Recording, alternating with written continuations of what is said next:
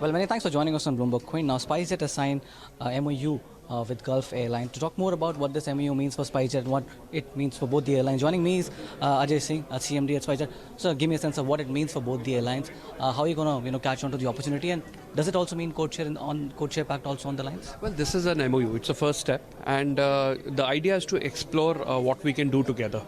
Gulf Air, as you know, is one of the oldest airlines in the world. They've been flying into India itself since 1960. They fly 82 flights a week into India. The idea of this arrangement really is to see that we give more choice to our passengers at SpiceJet to access Gulf Air destinations, and for Gulf Air passengers to access the larger Indian market using the SpiceJet network. So that's of course the first and most important part of this MOU.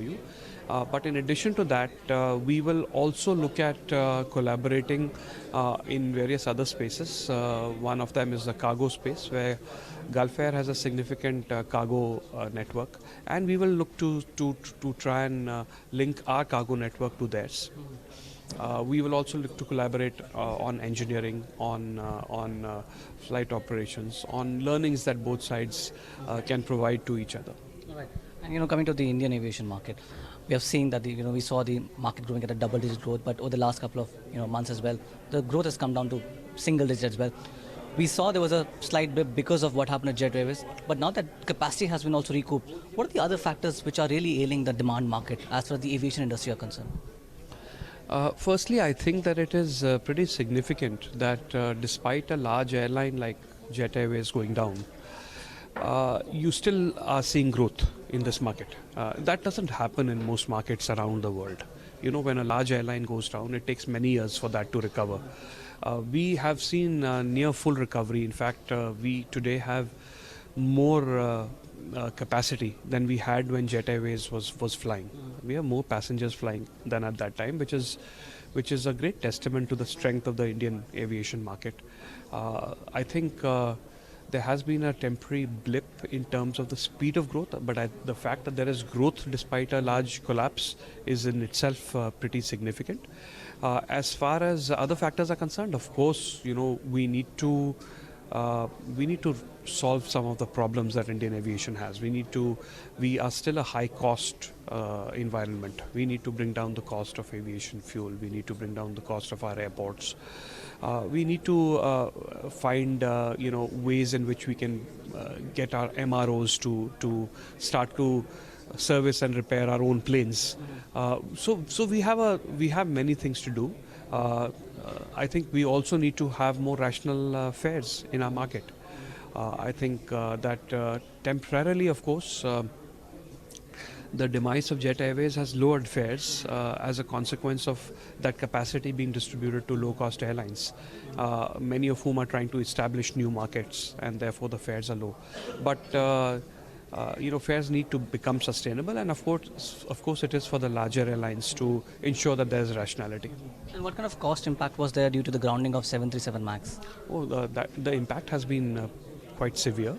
The MAX we feel is a wonderful aircraft, but the grounding has been damaging for SpiceJet. So we are hopeful that the aircraft will be back in operations in the first quarter of next year, that should help SpiceJet's financials a lot. What gives you the confidence? Because analysts, experts are saying we might not be seeing decertification approval of the aircraft at least middle or the end of next year. We've had several dialogues now with Boeing as well as with other airlines around the world, and the expectation is that the aircraft will be certified by FAA by the end of this year or the beginning of next year, after which other regulators will need to take a look at FAA certification and see whether they agree with that or whether they want some other safeguards as well. So our expectation is that once FAA certifies, other regulators will follow suit soon thereafter. So we are still hopeful that the aircraft will fly in the first quarter. But you have a plan B, because the longer it takes, it's going to have impact on you. Of course, but we will always look at plan Bs, but I think it's too premature to discuss those. And you were also supposed to receive compensation from Boeing as well. Any timelines for that? I think as far as compensation is concerned, that is something that is being discussed between SpiceJet and Boeing at this time, and we hope that there will be a resolution on that soon. Last two quick questions, sir. What kind of pricing pressure you're seeing in the tier 2 market, where Indigo is also expanding aggressively with the ATRs? I think there needs to be rationality of fares. There's no question about it. Of course, when there is greater competition, the fares, there will be pricing pressure. But I think there is a significant ability of all airlines, including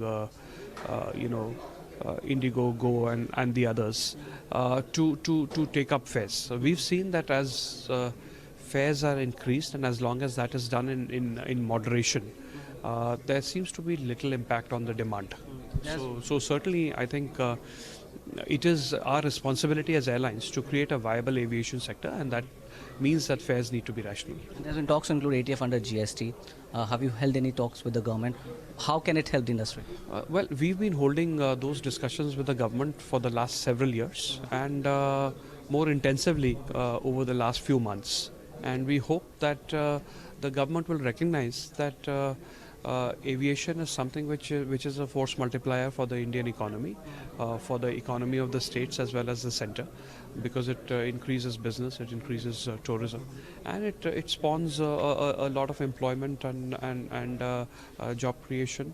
So we are hopeful that the government will find a way to include this ATF under GST. As you know, bunker oil, which is used in ships, has already been included under GST, as has aviation gas, which is used in aircraft simulators. So ATF is one of the very few products that is left. And I mean, we are not making the case that they should include petrol and diesel and other such things which have a impact on states, but aviation turbine fuel, we feel that there is a good case for its inclusion. It's the last question, but that's the last question. What are you doing to increase the capacity? Because you are being bullish about the demand growing up on the aviation sector in India, and you need planes as well. There have been, in earlier interactions with us, you told us you're holding talks with Boeing as well, and I think Airbus at the same time. What are you doing in terms of expanding your capacity? I think firstly we need to get our MAX aircraft back. As you saw, what we did this year was to take over a large number of planes which were flying under the Jet banner. We've taken close to 40 aircraft from the Jet fleet. So we have added capacity. Our capacity is up about 50% this year. And in the times to come, I think our first priority is to get the MAX flying again, because that's a large number of aircraft. So that will remain our focus. And as far as plan B or a longer term plan is concerned, of course, we continue to talk with both the major manufacturers. All right, sir. Many thanks for your time and speaking to BloombergQuint. Thank you.